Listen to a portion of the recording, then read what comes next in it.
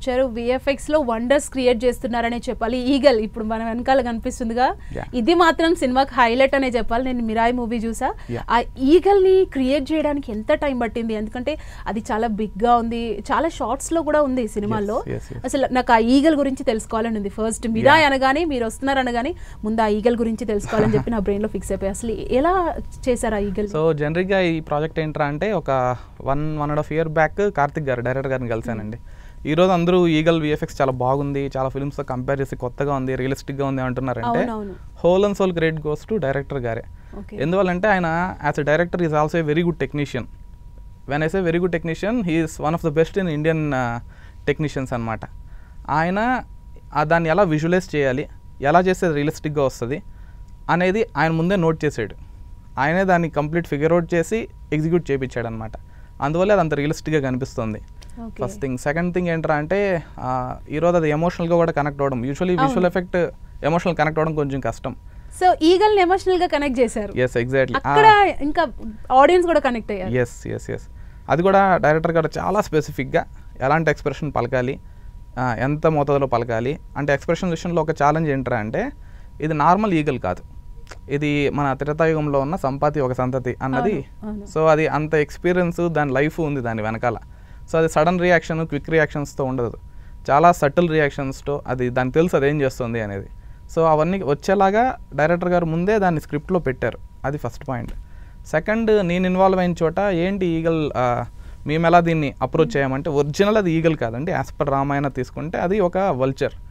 జటాయు కావచ్చు, సంపాతి కావచ్చు, వాళ్ళు కింగ్ ఆఫ్ వల్చర్స్ అని రాసున్నారు వాల్మీకి గారు.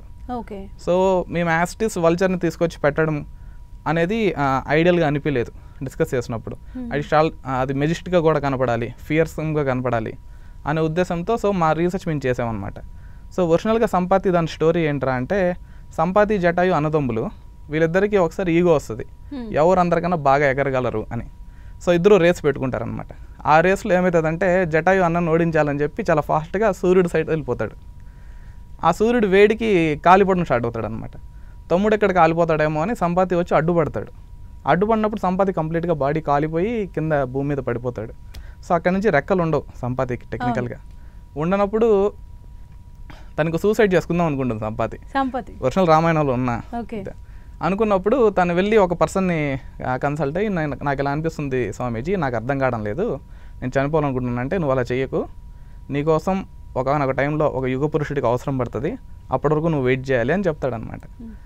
అప్పుడు యాక్చువల్లీ ఏమవుతుందంటే రామాయణంలో శ్రీలంక బార్డర్ వరకు వచ్చిన తర్వాత రాముల వారికి సీతమ్మ ఎక్కడున్నారు అనే జాడ ఇబ్బంది అవుతుంది వెతకడం. అప్పుడు సంపాతి ఆ ప్లేస్కి వచ్చి అక్కడ సొల్యూషన్ చెప్తుంది అనమాట. అప్పుడు సంపాతికి రాముల వారు మళ్ళీ వింగ్స్ని ప్రసాదిస్తారు. ఇది ఒరిజినల్ స్టోరీ. సో దాన్ని ఐడియల్గా పెట్టుకొని ఈ సంపాతి సంతతి అంటున్నాం కాబట్టి ఇప్పుడున్న డిజైన్లో కూడా ఆ బీక్ పైన మీరు చూస్తే ఆ గోల్డెన్ కార్వింగ్స్, లెగ్స్ పైన కూడా గోల్డెన్ కార్వింగ్స్, అండ్ దాని ఐస్ ఆల్సో డిఫరెంట్ గా ఉన్నాయి. ఎస్ ఎస్ అవి రావడము, ఈ డిజైన్స్ అన్ని అక్కడి నుంచి ఇన్స్పిరేషన్ తీసుకొని చేసాం అనమాట. తర్వాత హెడ్ పార్ట్ కూడా మీరు చూసారంటే ఒక పర్టికులర్ హార్పీ ఈగల్ అని ఒక ఈగల్ ఉంటుంది. ఆ ఈగల్ ఒక హెడ్ ఫెదర్స్ ఎలా ఉంటాయి, వాటి మూమెంట్ ఏంటి, వాటిని రెఫరెన్సెస్ తీసుకొని డిజైన్ చేసాం. ఈ డిజైన్ పార్ట్లో స్పెషల్గా చెప్పాలి, ఒక కాన్సెప్ట్ ఆర్టిస్ట్ రాయ్ అని ఒక అబ్బాయి, తను చాలా సిన్సియర్గా ఒక 1-2 months దాని మీద కూర్చున్నాడు అనమాట. అందువల్ల అది అంత ఎఫెక్టివ్గా కనిపిస్తుంది ఈరోజు.